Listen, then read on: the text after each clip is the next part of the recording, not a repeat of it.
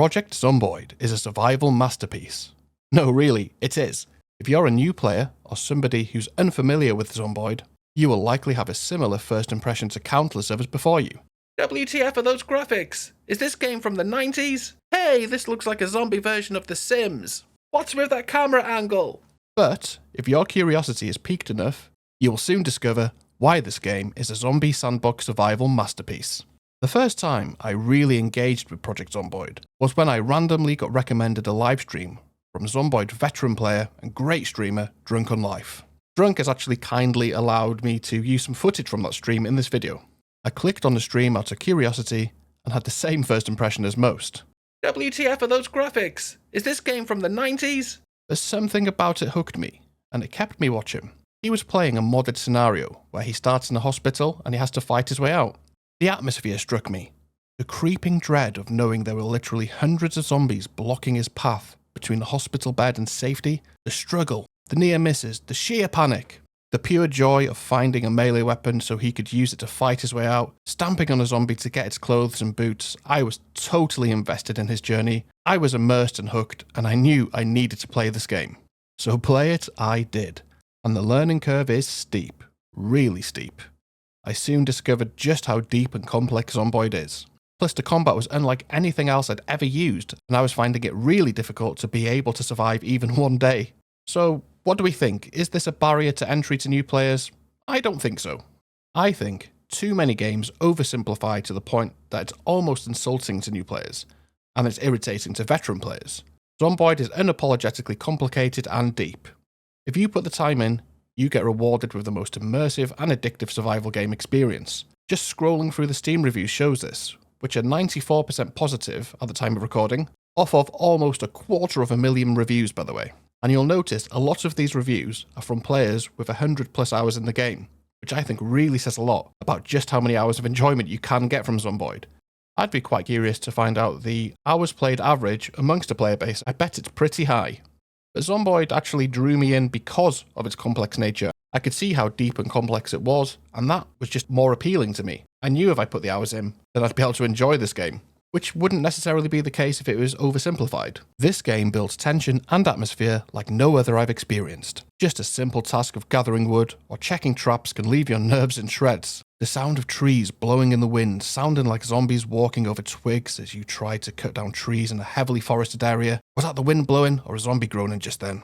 Not knowing if you're going to hear that jump scare sound that you can still try and style out and pretend it didn't get you, but the telltale sign of your mouse darting all over the screen tells on just how badly this game made you jump.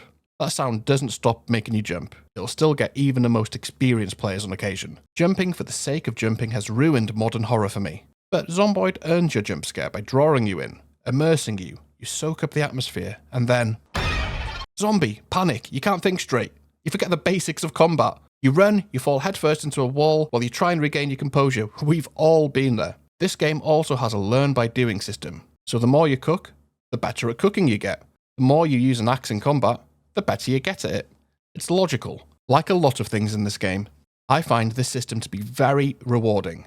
The satisfaction of getting that dopamine hit when you hit another level of Shortblum is still something that I enjoy after hundreds of hours of playing the game, and it's so much more rewarding than just spending a skill point. But beyond that, there are so many mechanics and so many systems to learn about that you'll still be learning new things about this game after hundreds of hours of playtime. For example, I'd never tried trapping until my most recent run, despite having tons of hours in the game. It was something new for me to discover. But it's not just trapping.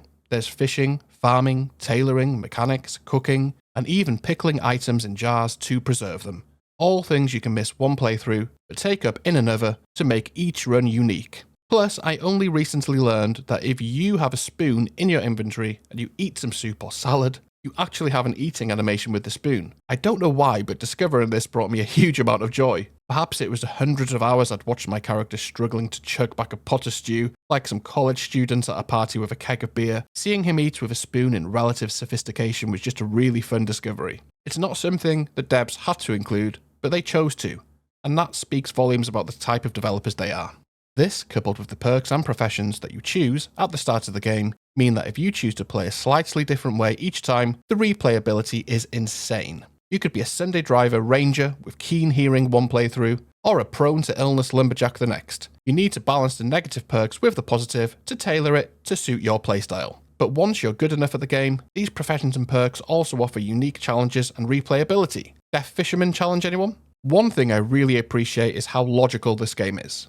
So for example, the baseball bat factory has baseball bats. The baseball stadium has baseball players. The boxing arena has boxers. Not all games have this attention to detail. You never feel like Zomboid is insulting your intelligence as a player, although you may feel like it's insulting your ability with how frequently you die in the early game as a new player. But on that note, how I got good was I was so determined to get into the game that I decided I was going to play until I could survive for a month. But I kept dying and dying and dying and dying and dying and dying and dying. I just couldn't get used to the isometric nature of the game. I found the combat really difficult. I'd repeatedly mess up the melee combat by forgetting to click in, or not releasing the click when I'm trying to run away and being stuck in a shoving loop. So I bravely went into the sandbox settings, and like a true warrior, I made everything as easy as possible. I made the zombies weak, I made it so there was no infection, I reduced the population, I did everything I could to make this game easier.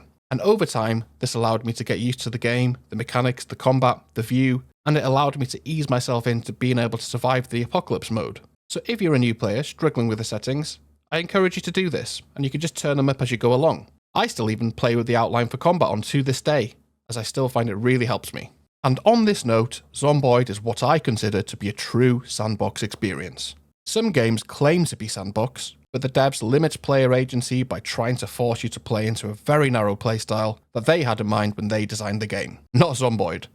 When they say sandbox, they mean it. The menu is almost overwhelmingly detailed of things you can do to customize the games to your liking. You have full control over the basics, like zombie population, zombie speed, loot abundancy, but where this game goes the extra mile is it even allows you to select the AI behavior, so you can decide if zombies can crawl into cars, if they can group up, and if so, into groups of what size, if they can migrate, if they can respawn. It's very rare for a game to give you this much control, but the Indie Stone really do want you to play and enjoy the game in the way that suits you, which I think is something they deserve huge props for. And if you find yourself, after several hundred hours of zombie survival, a little bit lost and you're not sure what to do next, the modding community has you covered. Zomboid has a thriving and talented modding community that offers lots of additional things that you can implement into your save, from vehicle mods to crafting mods to outright map mods. But really with Zomboid, the limit's your imagination. You can do what you want in this game, and that's really the appeal. So there we have it.